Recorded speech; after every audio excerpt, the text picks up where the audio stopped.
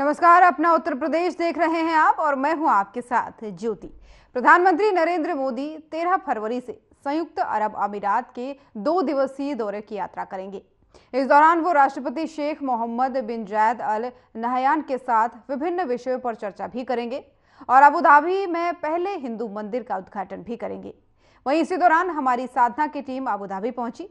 वहां पहुंचने पर नेपाल के एक युवक से मुलाकात हुई जिसने यूपी के सीएम योगी आदित्यनाथ की जमकर तारीफ की। आगे उसने क्या कुछ कहा है, आइए सुनते हैं।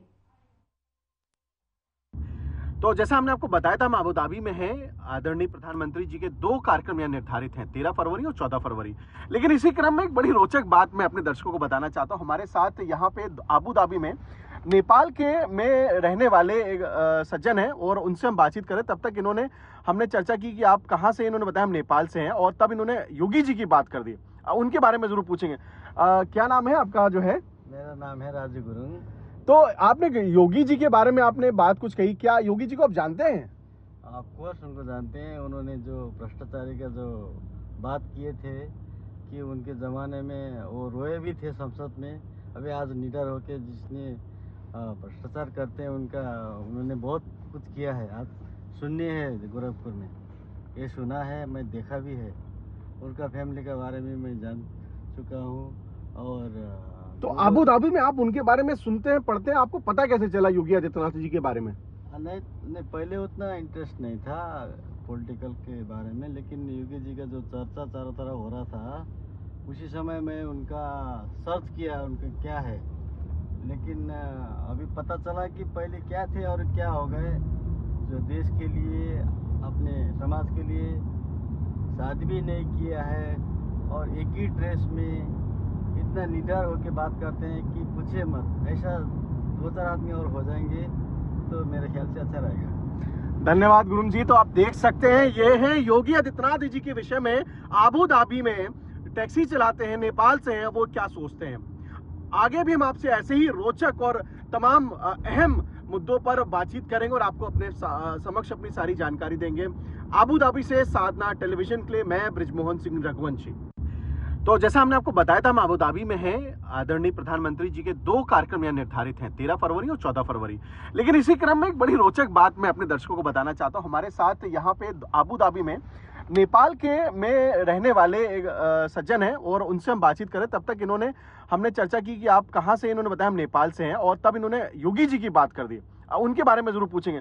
क्या नाम है आपका जो है? मेरा नाम है राजू गुरुंग।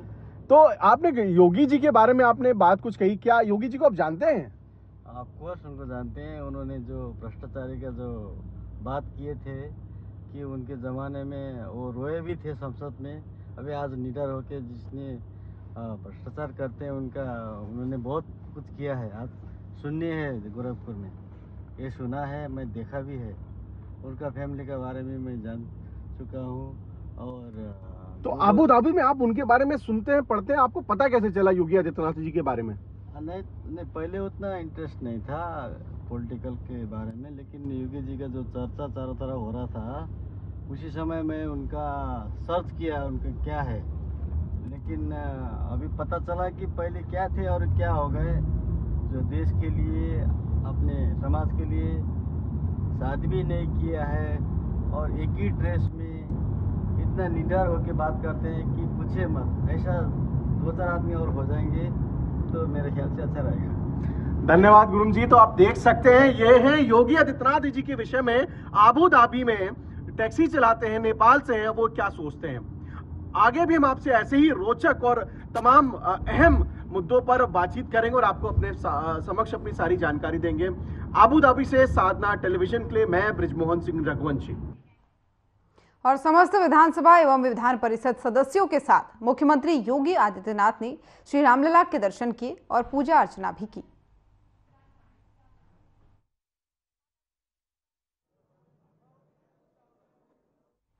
तो अयोध्या से आपको सीधे तस्वीरें दिखा रहे हैं जहां पर सीएम योगी आदित्यनाथ पहुंचे और सभी विधानसभा और विधान परिषद के सदस्यों के साथ उन्होंने रामलला के दर्शन किए और दर्शन के बाद से पूजा अर्चना भी की। तस्वीरें आपको सीधे अयोध्या से दिखा रहे हैं जहां पर आप देख सकते हैं रामलला के दर्शन के लिए भक्तों का तांता लगा हुआ है।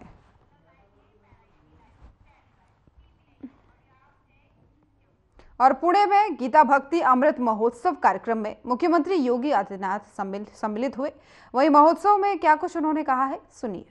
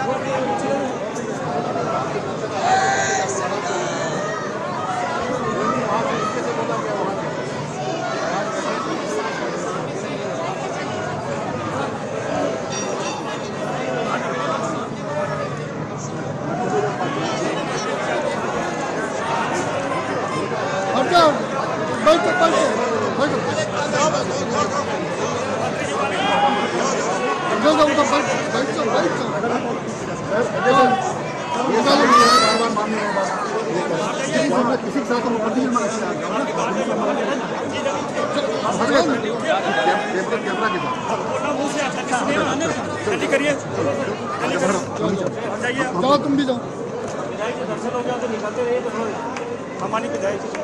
सेट लगाओ यार, तुम सुन ही नहीं रहे हो कुछ।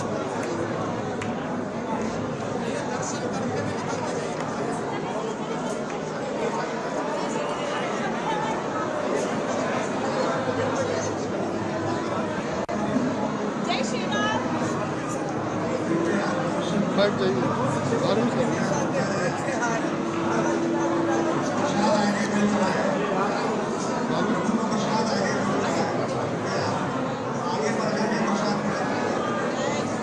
रजत के पीछे फोटोग्राफर किसका है, इसको बाहर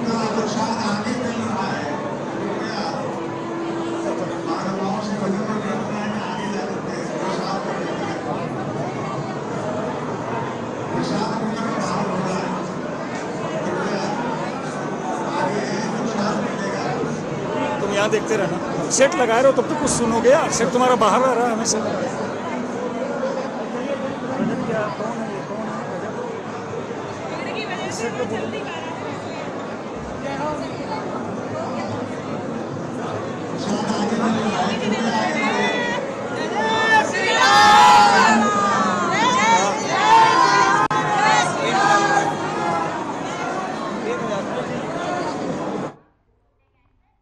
और यहाँ पर रुकेंगे एक छोटे से ब्रेक के लिए, जल्द हाजिर होंगे।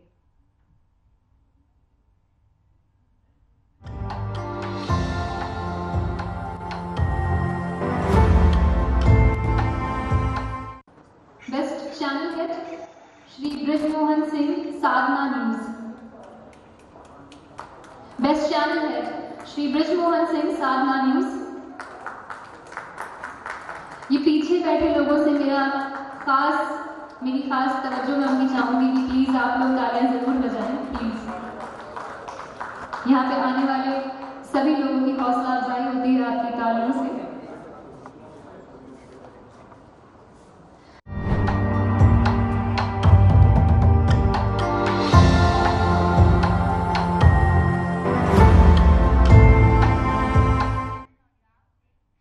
ब्रेक के बाद एक बार फिर से स्वागत है आप सभी का। चलिए खबरों में आगे बढ़ेंगे और झाबुआ में जनजातीय महासभा सम्मेलन में पीएम मोदी ने जनता और कार्यकर्ताओं को संबोधित किया।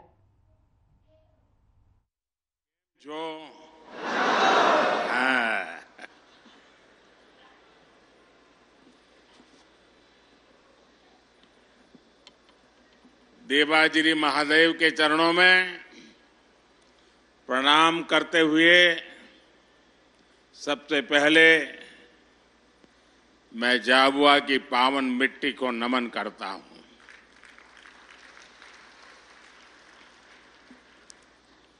आप सब इतनी बड़ी संख्या में मुझे आशीर्वाद देने के लिए पधारे हैं। मैं आप सबको विशेष करके हमारी माताओं बहनों को और इस क्षेत्र के जनजातीय समाज को भी आदरपूर्वक नमन करता हूं।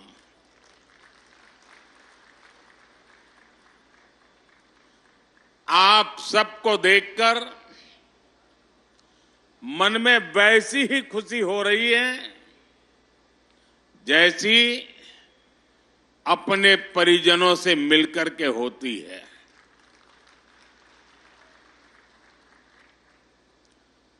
झाबुआ जितना मध्य प्रदेश से जुड़ा है उतना ही गुजरात से भी जुड़ा है। झाबुआ और इस पूरे इलाके की गुजरात से केवल सीमा ही नहीं लगती बल्कि दोनों तरफ के लोगों के दिल भी मजबूती से जुड़े हुए हैं।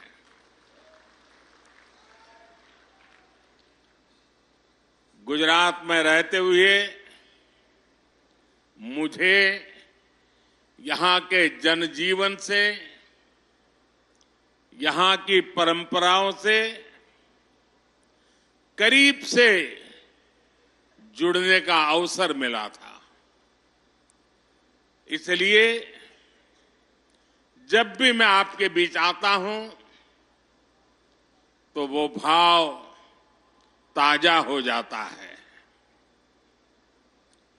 इन दिनों हमारे इस इलाके में तो भगोरिया की तैयारियां चल रही होगी। चल रही है ना?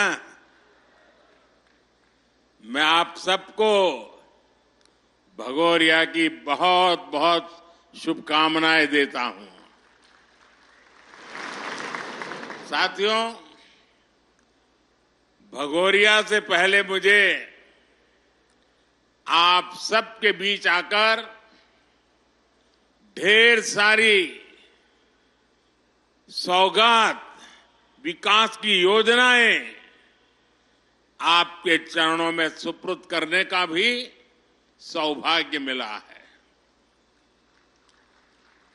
कुछ देर पहले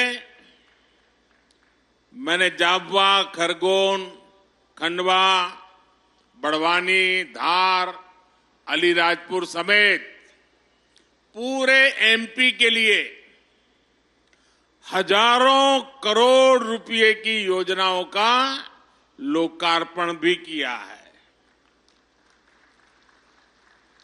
झाबुआ के किसानों के गांव भी समृद्ध हो, इसके लिए आज आदर्श ग्राम योजना की विकास राशि भी जारी हुई है। इस क्षेत्र की कनेक्टिविटी को बेहतर करने के लिए आज मध्य प्रदेश में कई बड़ी रेल परियोजनाओं को भी शुरू किया गया है। आज से रतलाम और मेघनगर रेलवे स्टेशन को आधुनिक बनाने का काम भी शुरू हो रहा है। जनजातीय समाज की मेरी करीब 2 लाख बहनों बेटियों के खातों में 1500 रुपये भी आज भेजे गए हैं। एक साथ विकास के इतने सारे काम ये बता रहे हैं मध्य प्रदेश में फिर से एक बार बनाई हुई ये डबल इंजन की सरकार डबल तेजी से काम कर रही है। विकास के इस महाअभियान का श्रेय मध्य प्रदेश की जनता को जाता है। मैं आप सबको इसके लिए बहुत बहुत बधाई देता हूं। साथियों, यहां आपके बीच आने से पहले मैंने देखा कि मेरी इस यात्रा को लेकर खूब चर्चाएं भी हो रही है। भांति भांति की बातें लिखी जा रही है, भांति भांति की बातें बोली जा रही है। कुछ लोग कह रहे हैं कि मोदी मध्य प्रदेश में झाबुआ से लोकसभा की लड़ाई का आगाज करेगा। मैं बताना चाहता हूं कि मोदी लोकसभा चुनाव के प्रचार के लिए नहीं आया है। मोदी तो सेवक के तौर पर ईश्वर रूपी एमपी की जनता जनार्दन का आभार मानने आया है। मध्य प्रदेश में विधानसभा के नतीजों से आप पहले ही बता चुके हैं लोकसभा के लिए आपका मूड क्या रहने वाला है। एमपी ने ये भी बता दिया है कि भाजपा सरकार की डबल इंजन सरकारों के प्रति जन समर्थन लगातार बढ़ रहा है। इसलिए इस बार विपक्ष के बड़े बड़े नेता पहले से ही नेता विपक्ष में बोलने लगे हैं, संसद में बोलने लगे हैं। 24 में 400 पार, 24 में फिर एक बार, लेकिन इसके पहले मध्य प्रदेश की जनता ने विधानसभा चुनाव में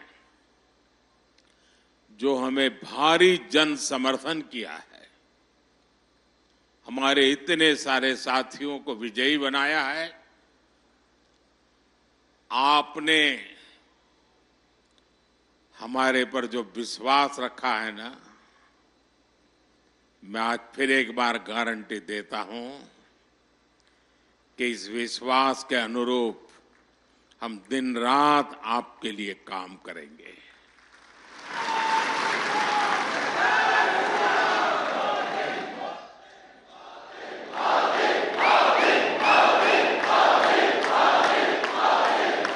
साथियों, कुछ दिन पहले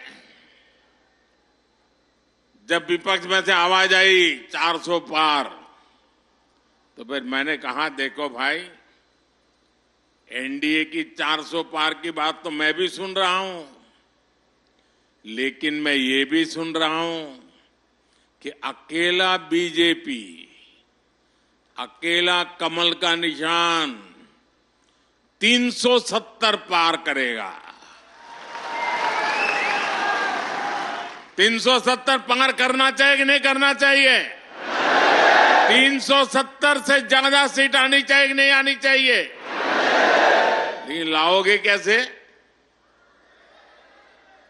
मैं आपको एक जड़ी बूटी देता हूं, दे दूं? मैं पब्लिकली जड़ी बूटी दे रहा हूं। देखिए, आपको बस आज से यहां से जाकर के एक ही काम करना है, ज्यादा नहीं, एक ही काम। क्या काम करना है?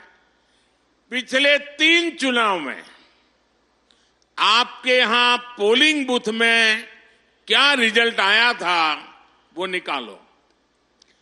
पोलिंग बूथ में कमल पर कितने वोट पड़े थे उसका हिसाब निकालो। निकालोगे?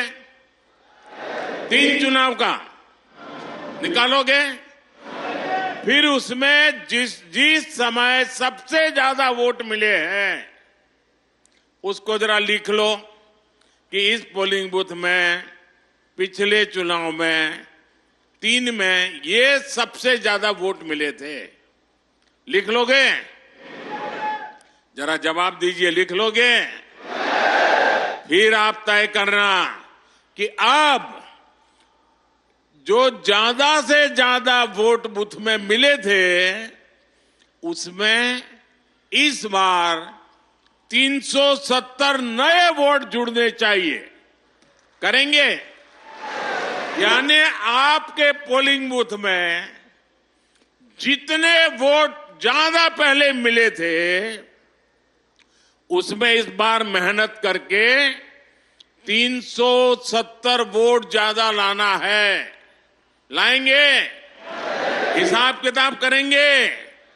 एक एक मतदाता की सूची बनाएंगे? सरकार के काम उसको बताएंगे?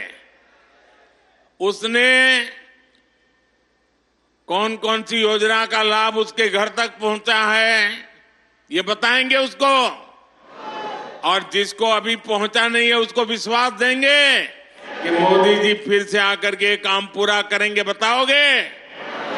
अब एक पोलिंग बूथ में अगर आप नए 370 वोट 370 वोट આપણે ગુજરાતીમાં 370 કહીએ ને। अपना उत्तर प्रदेश देख रहे थे आप। उत्तर प्रदेश की खबरों में फिलहाल इतना ही। नमस्कार।